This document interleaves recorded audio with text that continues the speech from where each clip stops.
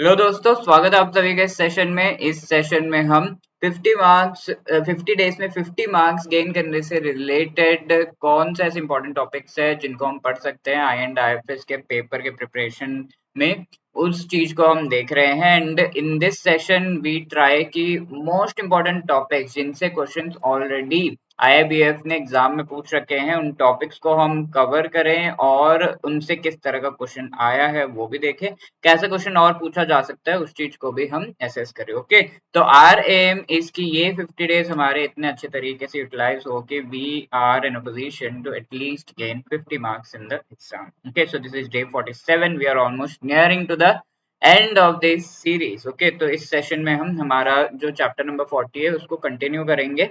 40th chapter पर हमारी discussion चल रही थी। सो क्रेडिट स्कोरिंग वाला पार्ट जो है बच गया था। Credit rating we have done credit scoring. So credit rating में हमने देखा था दिस इज फॉर द किसके लिए क्रेडिट रेटिंग किया जाता है, for the companies, for the instruments, countries की क्रेडिट रेटिंग होती है। बट इंडिविजुअल्स की क्रेडिट रेटिंग नहीं, क्रेडिट स्कोरिंग होती है। तो क्रेडिट स्कोरिंग किसके लिए, सिर्फ इंडिविजुअल्स एंड स्मॉल फर्म्स के लिए की जाती है। क्रेडिट स्कोरिंग जो है यानी कि आपको एक क्रेडिट स्कोर मिलता है, सिबिल स्कोर आपको पता होगा 300 टू 900, तो वो क्रेडिट स्कोर कहते हैं उसे। तो ये क्रेडिट स्कोर एक्चुअली उस पर्टिकुलर इंडिविजुअल स्मॉल फर्म की क्रेडिट वर्दीनेस डिसाइड करने के लिए होता है कि whether this person, if this person takes a loan, credit card लेते हैं तो उस पर डिफॉल्ट करेंगे या फिर क्या, किस तरीके से होगा, क्या इनका ट्रैक रिकॉर्ड रहा है। तो ये क्रेडिट स्कोरिंग जो है क्रेडिट इन्फॉर्मेशन कंपनीज या फिर इन्हें क्रेडिट ब्यूरोज भी कहा जाता है, like CIBIL is a credit information company, उनके द्वारा किया जाता है। ओरिजिन ये हुआ यूएसए में एंड थ्री इंपॉर्टेंट जो है international credit information companies, Experian, Equifax and trans union.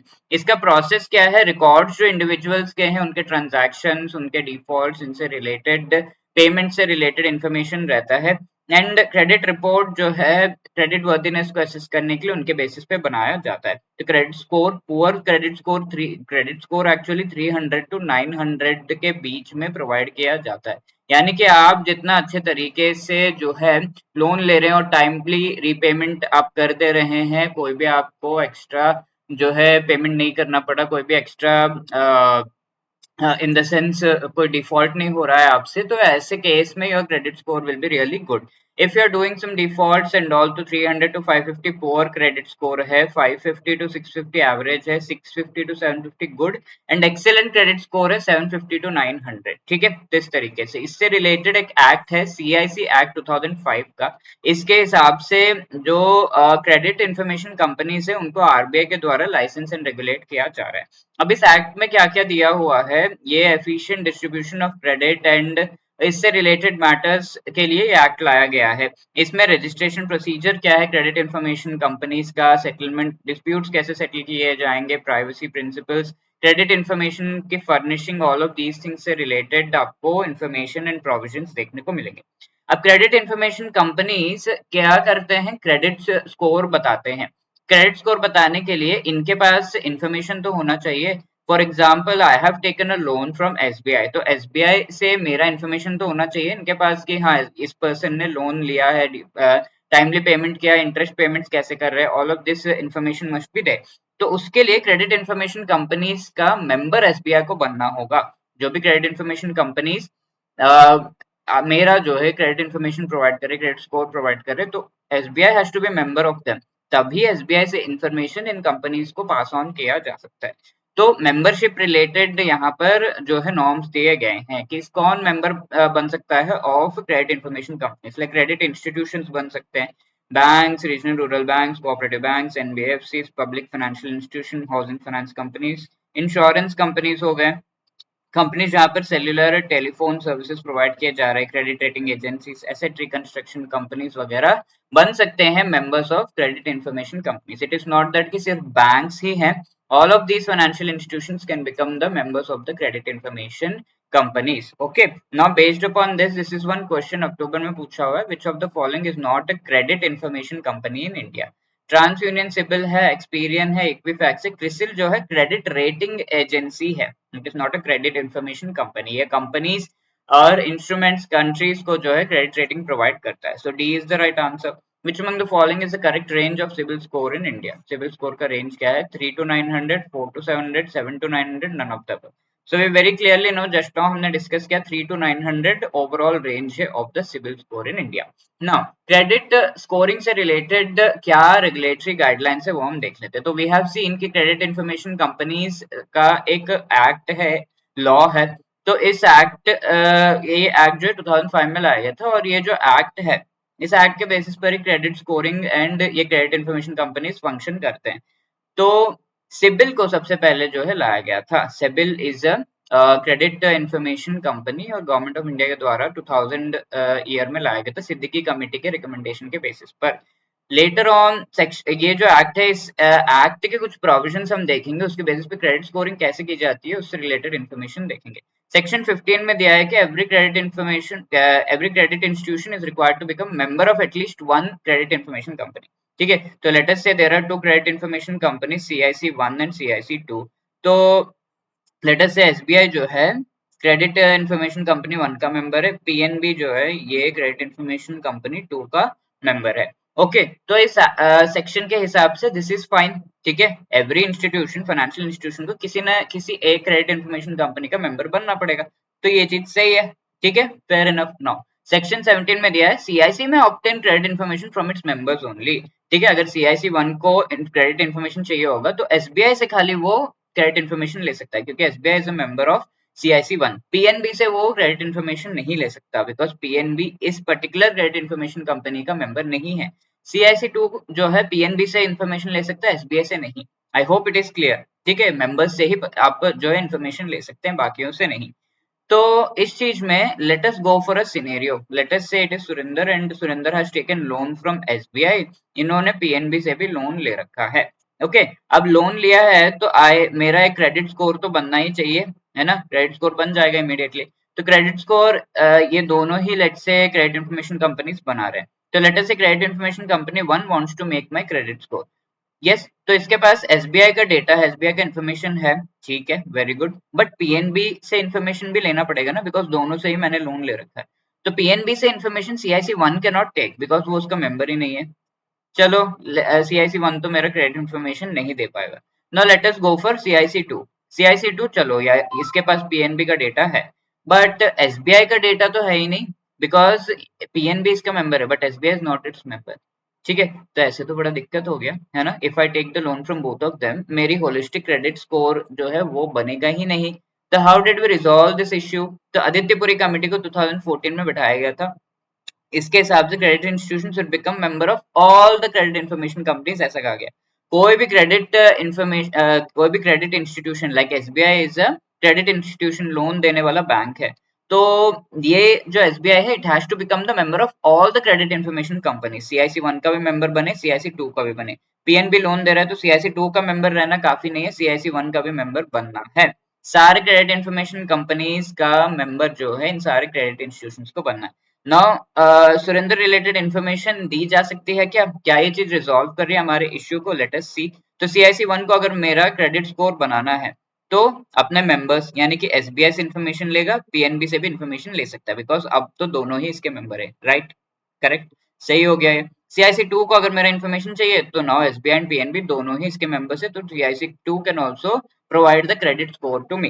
ठीक है, तो ये इश्यू इस तरीके से रिजॉल्व की गई थी 2014 में. अब इसके बाद एक और इश्यू आ जाता है कि अब लेट्स से SBI है, CIC1 का भी मेंबर है, 2 का भी है. ऐसे हमने तो 2 एग्जांपल देखे. ऐसे let's say 50 credit information companies है, सबका मेंबर बनते रहेगा तो सबका मेंबरशिप फीस पे करते रहो, हर महीना एनुअल रिन्यूअल फीस पे करते रहो. बहुत ज्यादा फीस पेमेंट में ही इसका पैसा चला जाएगा, इजंट इट. तो ये बड़ा इश्यू है. Similar is the case with PNB.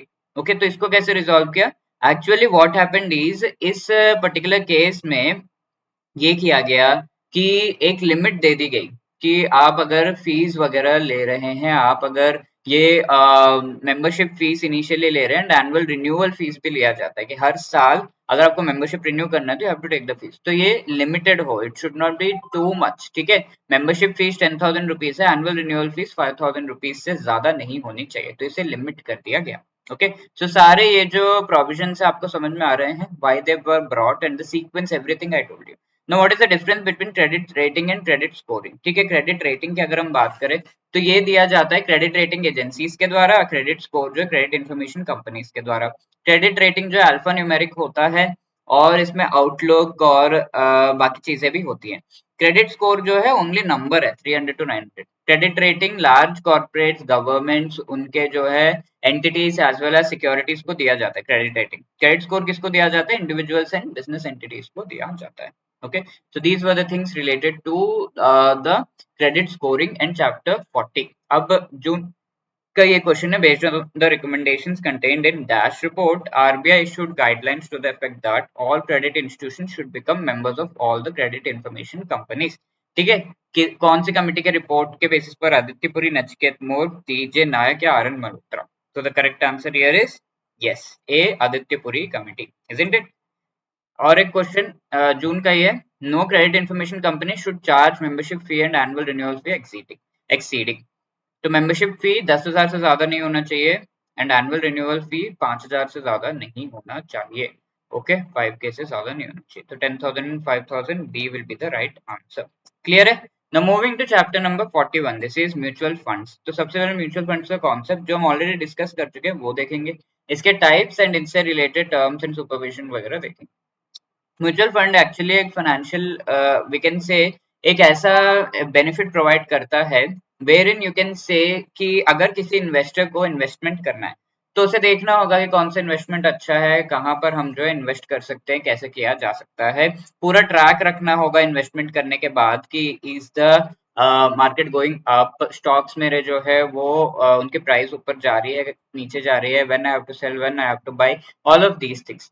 तो ये झंझट से अगर बचना है तो you can go for the mutual funds. It is a dependable revenue जहां पर इन्वेस्टर्स जो है जिनका एक्सपर्टीज लैकिंग है, ठीक है, ऑब्वियसली प्रैक्टिस नहीं है, देखा नहीं है, चीजें समझ में नहीं आए अभी तक, they do not also have time, even then they want to gain from the stock market. तो ऐसे में if they want to invest तो क्या ये एक रिस्ट्रिक्शन बन जाएगा, बैरियर बन जाएगा? No, in this case mutual funds actually come handy. तो म्यूचुअल फंड्स में होता क्या है, ये सारे पीपल लाइक आप हैं, मैं हूँ, सारे मिलाकर जो है थोड़ा थोड़ा 100 रुपीज लेटर से म्यूचुअल फंड को एक पर्टिकुलर स्कीम रिलेटेड पेमेंट कर रहे हैं। तो म्यूचुअल फंड में एक्सपर्ट्स होंगे जो इस पर्टिकुलर इस सारे पूल्ड मनी को इन्वेस्ट करेंगे in different instruments. Let's say Reliance के शेयर्स में डाल दिया, गवर्नमेंट सिक्योरिटीज में पैसा डाल दिया, थोड़ा थोड़ा पैसा कॉर्पोरेट बॉन्ड्स में डाल दिया, थोड़ा और पैसा ऑप्शन स्वैप्स या फिर किसी और शेयर्स बॉन्ड्स में डाल दिया। तो ऐसे पोर्टफोलियो ऑफ इंस्ट्रूमेंट्स में जो है वो इन्वेस्ट करते हैं and they try to gain profit out of this. जितना भी प्रॉफिट आता है आप सभी को ये इस तरीके से शेयर कर देते हैं, बांट देते हैं।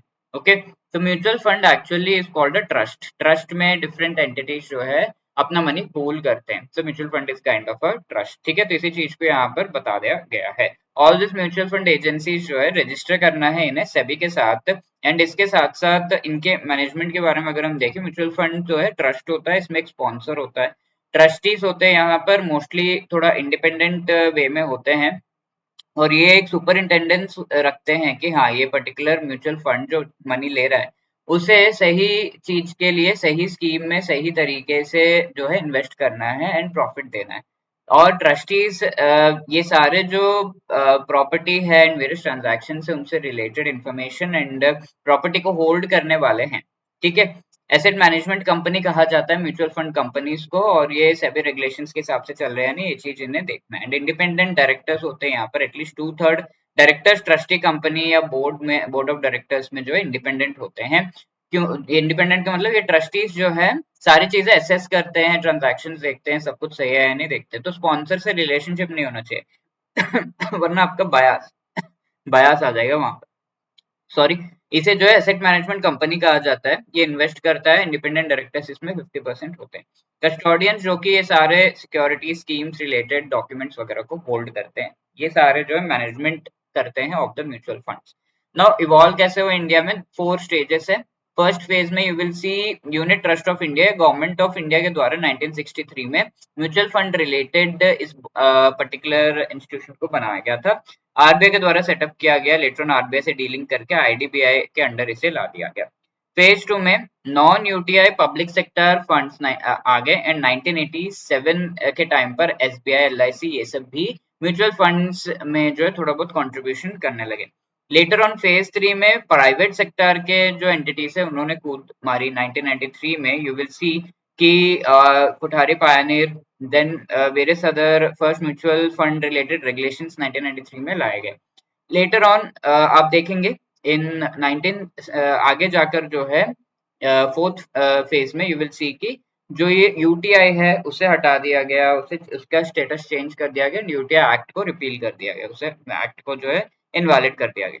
तो initially only UTI, then non UTI public sector institutions mutual fund companies आ गए, then private sector and then UTI को हटा दिया गया। 4 phases. What is the role of mutual funds? Let us say आपको अपने सेविंग्स इन्वेस्ट करने हैं स्टॉक्स में, बट आपको आइडिया नहीं है कहाँ कैसे इन्वेस्ट करना है, तो म्यूचुअल फंड्स हेल्प। एक्सपर्टीज है, हाईली लिक्विड है, आप म्यूचुअल फंड यूनिट खरीदिए एंड किसी और को सेल कर सकते हैं in the open market. Small investments भी यहाँ पे एक्सेप्ट किए जाते हैं, तो दैट इज गुड। कौन कौन से रिस्क यहाँ पे एसोसिएटेड है? मार्केट एनवायरनमेंट रिस्क, जहाँ पर आप कोई डिजास्टर हो रहा है, कुछ हो रहा है, तो आपके शेयर्स बॉन्ड्स वगैरह जो है उनके प्राइसेस ऊपर नीचे हो जाएंगे and that will affect the mutual fund unit and आपका प्रॉफिट। कंसंट्रेशन रिस्क, लेटेस्ट से जो म्यूचुअल फंड है उसने बहुत सारे के सारे इन्वेस्टमेंट्स एक ही सेक्टर लाइक टेक्सटाइल सेक्टर में कर दिया। अब टेक्सटाइल सेक्टर अगर डूब रहा है तो सारा पूरे स्कीम के पैसे ही डूब रहे हैं, तो पूरा पोर्टफोलियो है तो अलग अलग सेक्टर्स में करो, तो उसे हम कंसंट्रेशन रिस्क कहते हैं। तो इससे हम कैसे निपटेंगे? डाइवर्सिफिकेशन के थ्रू।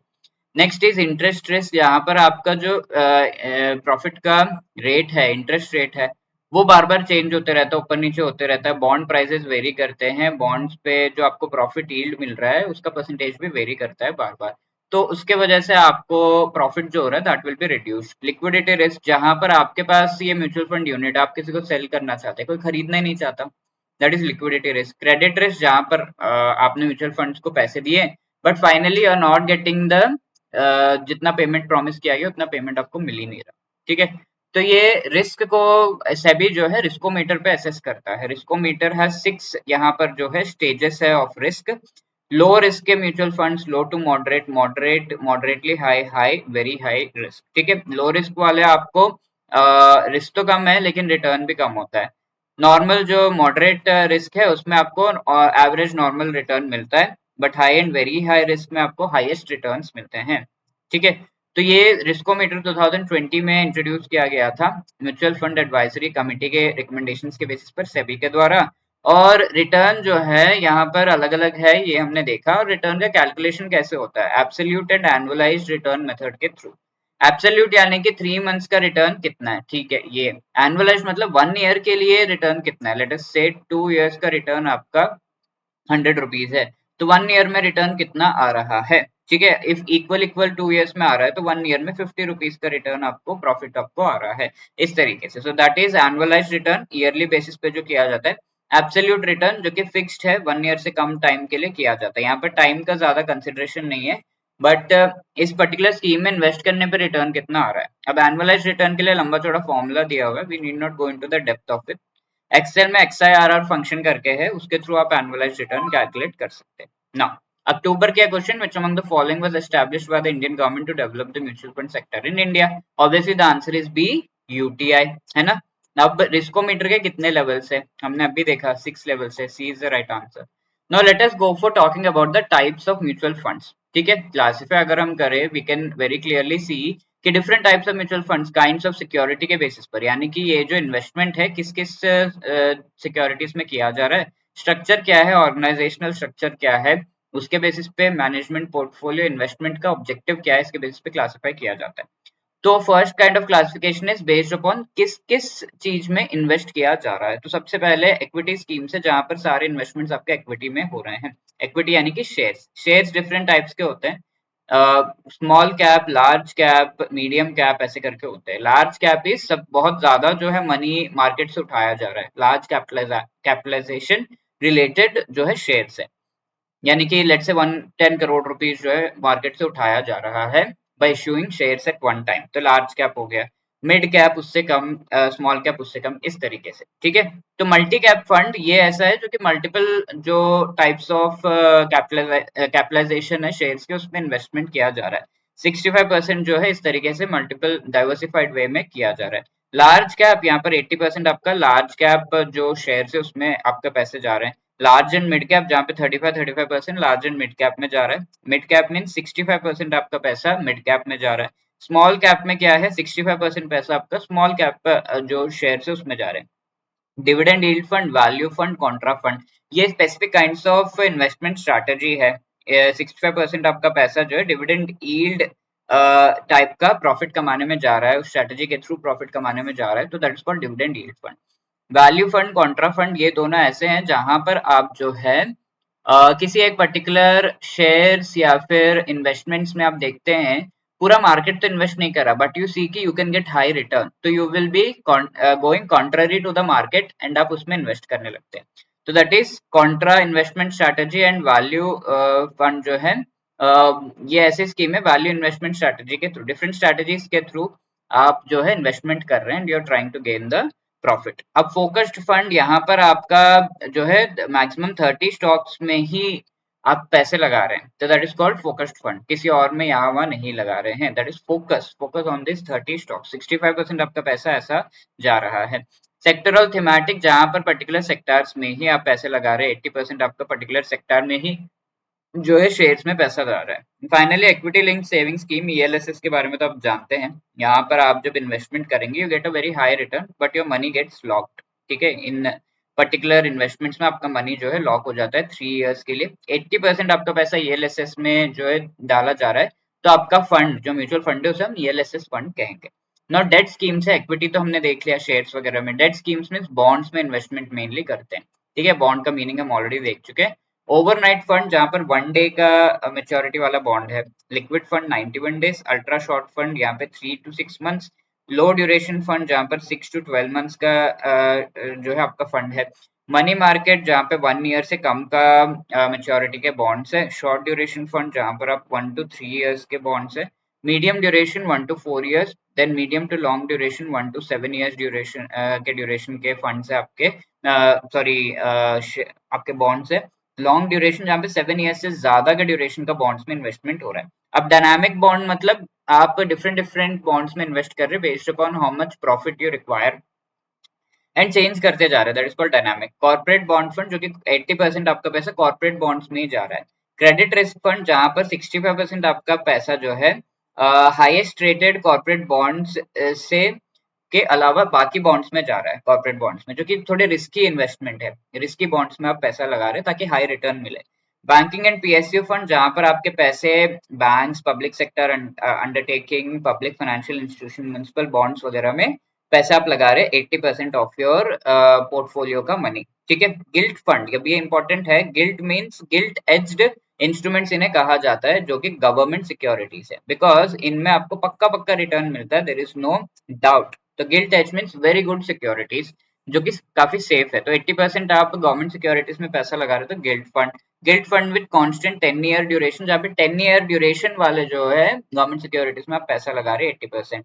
फ्लोटर फंड, जहां पर आप ऐसा मनी आपका जो है इन्वेस्ट हो रहा है in such fund, 65% of your money is invested in such funds जो कि फ्लोटिंग रेट इंस्ट्रूमेंट्स है, यानी कि इनका इंटरेस्ट रेट फिक्स नहीं है, ठीक है।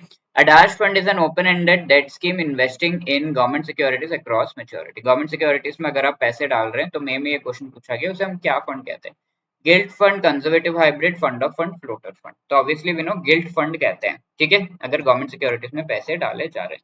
अब next is a hybrid scheme. Hybrid scheme में होता ये है कि आपके जो पैसे हैं वो both debt as well as equity में जाते हैं, shares as well as bonds में जाते हैं, दोनों में ही जा रहे हैं। तो हाइब्रिड स्कीम में कंजर्वेटिव हाइब्रिड है, जिसमें डेट में यानी कि आप ज्यादा फिक्स्ड प्रॉफिट ही चाहते हैं, तो डेट में आपका 75 to 90% एंड 10 to 25% शेयर्स में थोड़ा रिस्क ले रहे हैं। बैलेंस्ड हाइब्रिड, जहां पर आप 60-40 का रेशियो रखते हैं दोनों में, it is up to you. Apart from that aggressive hybrid fund, जहां पर आप ज्यादा इक्विटी में पैसा डाल रहे हैं, 65-80 रिस्की, जो शेयर्स ऑब्वियसली रिस्की होते हैं तो उसमें डाल रहे हैं। रिमेनिंग 20-35% आप जो है बॉन्ड्स में डाल रहे हैं। डायनामिक एसेट एलोकेशन, जहां पर आप ये शेयर्स बॉन्ड्स के बीच जो आपका पैसा एलोकेटेड है उसे चेंज करते रहते हैं बार बार। Multi asset allocation, different kinds, 3 kinds of assets, ठीक है, शेयर्स हो गए, बॉन्ड्स हो गए, और फिर तीसरा एक और टाइप ऑफ एसेट में आप 10% एटलीस्ट जो है अपने पैसे डाल रहे हो ऑफ अ पर्टिकुलर स्कीम, ठीक है। आर्बिट्रेज फंड, जहां पर आप ऐसे फंड्स में पैसा डाल रहे हैं जहां दो मार्केट के बीच जो डिफरेंसेस इन द कॉस्ट है उसको यूज करके कमाया जा रहा है। For example you buy a sari from West Bengal at 400 rupees and you sell it in Andhra Pradesh in 1000 rupees, because उसकी डिमांड है वहां पर, दोनों मार्केट एक दूसरे से खास कनेक्टेड नहीं है एंड जो कॉस्ट का इन्फॉर्मेशन है वो पास ऑन नहीं हुआ। तो यहाँ से 400, यहाँ से 1000, यहाँ पे 1000 में बेच दिया तो 600 rupees is your profit, isn't it? अब इक्विटी सेविंग्स जहां पर आप जो है ऐसे स्कीम इक्विटी आर्बिट्रेज डेट तीनों में ही पैसा लगा रहे हैं, ठीक है। इक्विटी में 65 10% आपका जो है डेट में जा रहा है एंड रिमेनिंग आप जो है लगा रहे हैं arbitrage various kinds of scheme, जो इन्वेस्टमेंट है उसमें पैसे लगा रहे हैं ना। सोल्यूशन ओरिएंटेड स्कीम्स जहां पर आप रिटायरमेंट रिलेटेड पैसा डाल रहे हैं, ठीक है, ताकि वो 5 साल या रिटायरमेंट एज तक आपको वो उसके प्रॉफिट मिल जाए। चिल्ड्रन फंड सिमिलरली, चिल्ड्रन आपके बड़े हो गए या 5 साल या चिल्ड्रन कुछ एक पर्टिकुलर एज अटेन करे तब तक आपको उस पर प्रॉफिट मिल जाए। Other funds like index fund है जिसमें आप एक पर्टिकुलर इंडेक्स, ठीक है, लाइक सेंसेक्स में काफी सारे कंपनीज के नेम्स होते हैं, तो सेंसेक्स में जो भी कंपनीज है इन्हीं में हम इनके बॉन्ड शेयर्स वगैरह में ही हम इन्वेस्टमेंट करेंगे। ऐसे 95% आपका इसी इंडेक्स में जो कंपनीज लिस्टेड है उसी में अगर इन्वेस्टमेंट जा रहा है, that is called index fund. Fund of fund जहां पर बहुत सारे डिफरेंट टाइप्स ऑफ फंड्स हमने देखे, इन सभी को मिलाकर एक फंड जब आप बनाते हैं और 95% पैसा उसमें जा रहा है तो that is called fund of fund, ठीक है।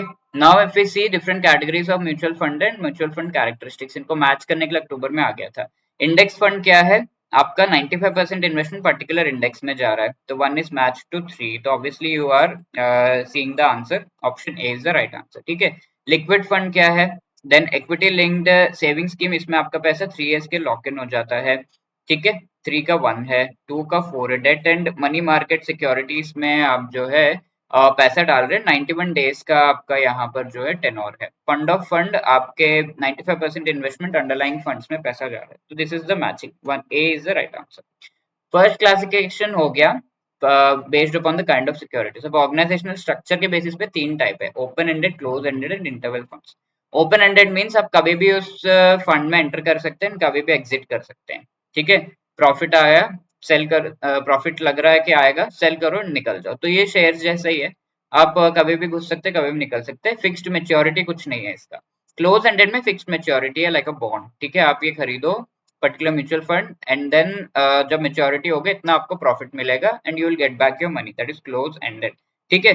तो क्लोज एंडेड स्कीम में से बीच में अगर आपको एग्जिट करना है, ओपन एंडेड में तो आप बीच में एग्जिट कर सकते हैं सेल वगैरह करके, क्लोज एंडेड में कैसे एग्जिट करेंगे? तो इसको आप क्या करेंगे, सेबी ने कहा है कि या तो आप वापस जो म्यूचुअल फंड कंपनी उसको बेच देंगे, या तो you will sell it on the stock exchange and somebody else will take it, these are the two exit route that SEBI has suggested. अब इंटरवल फंड्स क्या है? क्लोज एंडेड फंड्स होते हैं जहां पर बीच बीच में आपको दिया जाता है मौका कि आप इस पर्टिकुलर फंड में एंटर करें या एग्जिट करें, ठीक है। That is called interval, small intervals like 2 days का इंटरवल होगा एंड 2 इंटरवल्स के बीच 15 डेज का गैप होगा, तो ये नॉर्म्स है इंटरवल फंड रिलेटेड, ठीक है।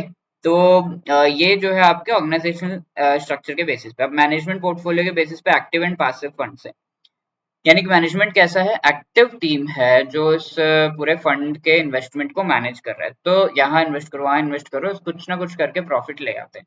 अब हमारा पासिव फंड है, यहाँ पर टीम जो है उतनी एक्टिव नहीं है, बट एक पर्टिकुलर इंडेक्स में जो कंपनीज दिखाए जा रहे हैं, लाइक सेंसेक्स में जो भी टॉप कंपनीज लिस्टेड है उन कंपनीज के शेयर्स में पैसे डाल दो, बस ये एक सिंपल तरीका होता है। तो they are just doing that, lower यहाँ पर जो expenses in comparison to active fund. अब इन्वेस्टमेंट ऑब्जेक्टिव के बेसिस पर डिफरेंट स्कीम्स है, like there is growth and dividend scheme. Growth scheme में आप जो है पैसा डाल रहे हैं, लाइक एफडी हो गया, एफडी में क्या है, आपने पैसे डाले 10 लाख रुपए, अब ये मेच्योर होने के बाद you have given the instruction कि अगेन इस एफडी को जो है वापस से आप जितना भी maturity amount 10 lakh plus what ever profit you have got, इसका फिर से एक एफडी बना दो। इस तरीके से आप उसी चीज को बार बार जो है एक्यूमुलेट करते जा रहे हैं, तो बहुत सारे इंटरेस्ट से आपको प्रॉफिट एक्यूमुलेट हो जाता है, तो that is called the growth scheme. Dividend scheme क्या है, यहाँ पर आप चाहते हैं कि हाँ ये जो है एफडी में पैसा डाला है, एट द एंड ये पैसा मेरे जो अकाउंट में आ जाए एंड बीच बीच में मुझे थोड़ा थोड़ा अमाउंट देते रहे, थोड़ा थोड़ा डिविडेंड भी मिलता रहे मंथली बेसिस पर, तो that is what is the dividend scheme. तो यहाँ पर आपका कैपिटल एक्यूमुलेट नहीं होता, यहाँ पर आपका ग्रोथ स्कीम में कैपिटल एक्यूमुलेट हो जाता है, Okay, now this question October का classification of mutual funds into open-ended, closed-ended scheme is done on the basis of which criteria? ठीक है, मैच्योरिटी के बेसिस पे, asset under management, size of the scheme या net asset value के basis पर। ठीक है, ओपन एंडेड क्लोज एंडेड कब मैच्योर हो रहा है, क्योंकि ओपन एंडेड इस तरीके से फिक्स्ड मैच्योरिटी नहीं होती, क्लोज एंडेड का मैच्योरिटी रहती है। तो let us see the correct answer is a. ठीक है, तो ये open ended close ended organisational structure and maturity के बेसिस पे डिफरेंस है इसमें। ओपन एंडेड जो है कोई फिक्स्ड मैच्योरिटी नहीं है, क्लोज एंडेड में फिक्स्ड मैच्योरिटी होता है कि 6 मंथ्स में ये खत्म हो जाएगा ये स्कीम, ऐसा। Mutual funds which have fixed maturity date, देखिए बार बार पूछा हुआ इज डैश। ठीक है, फिक्स्ड मैच्योरिटी डेट किस में होता है, close ended funds, D is the right answer. Now different strategies है इन्वेस्टमेंट के, like systematic investment plan, transfer plan and withdrawal plan. SIP के बारे में आपने सुना होगा। SIP is like an RD, आप अपने पैसे म्यूचुअल फंड में मंथली मंथली बेसिस पे जमा करते रहो एंड ये पूरा जमा होकर इन्वेस्ट होता रहेगा, प्रॉफिट गेन होता रहेगा। ठीक है, फ्रीक्वेंसी 14 डेज, मंथली, क्वार्टरली हो सकती है। ट्रांसफर प्लान क्या है, आप चाहते हैं कि एक पर्टिकुलर स्कीम में जो पैसे वो ट्रांसफर हो जाए दूसरे स्कीम में चले जाए आफ्टर मैच्योरिटी, तो that is systematic transfer plan. और सिस्टमैटिक विड्रॉल प्लान इज आपने एक जगह पैसे डाले हैं, बहुत सारा पैसा डाल दिया एंड ये इन्वेस्ट हो रहा है, बीच बीच में आप विड्रॉ करना चाहते हैं in fixed intervals of time, like 6 months, 5 months ऐसे। फर्स्ट डिपॉजिट करो फिर रिडीम करो। ठीक है, वीकली, मंथली, क्वार्टरली बेसिस पर आपको विड्रॉल मिलता रहता है। अब various terms and supervision related यहाँ पर नॉर्म्स है, उनको देख लेते हैं। टर्म्स क्या है, न्यू फंड ऑफर सबसे पहला, यानी कि अगर कोई म्यूचुअल फंड कंपनी है वो नया फंड का ऑफर लेकर आ रहा है तो that has to be done in a proper manner. New fund offer कैसे लाया जा सकता है, नया फंड को लॉन्च कर रहे हैं, ठीक है, तो 15 डेज का पीरियड देना है open and close ended schemes के लिए, एक्सेप्ट टीएलएसएस, कि लोग इसमें आकर एनरोल करें और इसमें अपना पैसा डालें, स्कीम के यूनिट्स को खरीदें।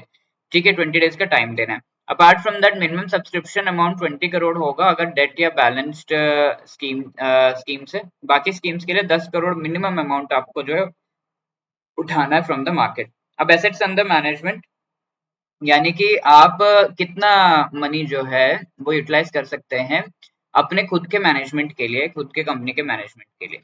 ठीक है, 20 crore on half yearly rolling basis for open ended date oriented scheme. Date oriented schemes के लिए 20 करोड़ तक का अमाउंट आप दिखा सकते हैं कि ये एसेट्स मैं यूज कर रहा हूँ so that I can manage my own जो है थिंग्स। ठीक है, अब यहाँ पर अलॉटमेंट कब होगा, लोगों ने सब्सक्राइब तो किया है, शेयर्स में ऐसे ही होता है ना, और म्यूचुअल फंड्स में भी ऐसे ही है, अलॉटमेंट बाद में होगा। 5 डेज यहाँ पर units and send the account statements to the investors within 5 days of closure of new fund offer. ठीक है, 15 डेज के लिए ओपन है, और 15 डेज के बाद विद इन 5 डेज आपको अलॉट कर देना है। ठीक है, अब अलॉटमेंट जैसे ही ये अलॉटमेंट हो गया, अलॉटमेंट होने के बाद with in 5 days it should be available for being traded. ठीक है, 5 डेज अलॉटमेंट, 5 डेज में अलॉटमेंट हो गया। अब ये 5th डे के बाद ये एक पर्टिकुलर पर्सन के पास आ गया, इसको एटलीस्ट 5 डेज इस म्यूचुअल फंड यूनिट को अपने पास रखना है एंड उसके बाद वो उसे ट्रेड कर सकता है, यानी कि can give it to some other investor immediately. ठीक है, ऐसा। इसके साथ इन्वेस्टमेंट्स क्या है, ऑफर पीरियड क्लोज होने के बाद ही इन्वेस्टमेंट शुरू कर सकती है जो म्यूचुअल फंड कंपनी है। ठीक है, ऑफर पीरियड 15 डेज होने के बाद ही आप इन्वेस्टमेंट स्टार्ट कर सकते हैं। समझ में आ रहा है, 15 डेज का आपका new fund offer, then 5 days में आपका अलॉटमेंट करना है, 5 डेज के बाद जो है आपका जो ट्रेडिंग के लिए particular mutual fund unit available होगा। ऑफर पीरियड क्लोज होने के बाद आप इसको इन्वेस्ट कर सकते हैं। Then the next is net asset value, यानी कि म्यूचुअल फंड में प्रॉफिट कितना होगा, मोटा मोटा ये है। मार्केट वैल्यू, सिक्योरिटीज का वैल्यू कितना, आपके एक्सपेंसेस माइनस करो, divided by total unit of scheme. Total profit कितना हुआ, 100, और कितने यूनिट्स है, 10। ठीक है, आपके एक्सपेंसेस लेट्स से 0 रुपीज, ये 100/10, 10 rupees will be the net asset value, इस तरीके से। तो इसे पब्लिश करना है किसी भी स्कीम में, नेट एसेट वैल्यू कितना है, डेली 2 न्यूज़पेपर्स में, क्योंकि डेली चेंज होता रहता है। और association of mutual fund of in India, इसके वेबसाइट पर भी आपको इसे अपडेट करवाना है 9 PM on every day 9 PM। End fund of funds, क्योंकि डिफरेंट फंड्स से बना हुआ फंड है तो बहुत सारा इन्फॉर्मेशन चाहिए, तो इसके लिए आज का अगर इन्फॉर्मेशन, जनरली म्यूचुअल फंड्स आज का इन्फॉर्मेशन रात के 9 बजे पब्लिश कर देते हैं, बट फंड ऑफ फंड्स के लिए आज का इन्फॉर्मेशन नेक्स्ट डे के 10 AM तक का टाइम दिया जाता है फॉर पब्लिशिंग।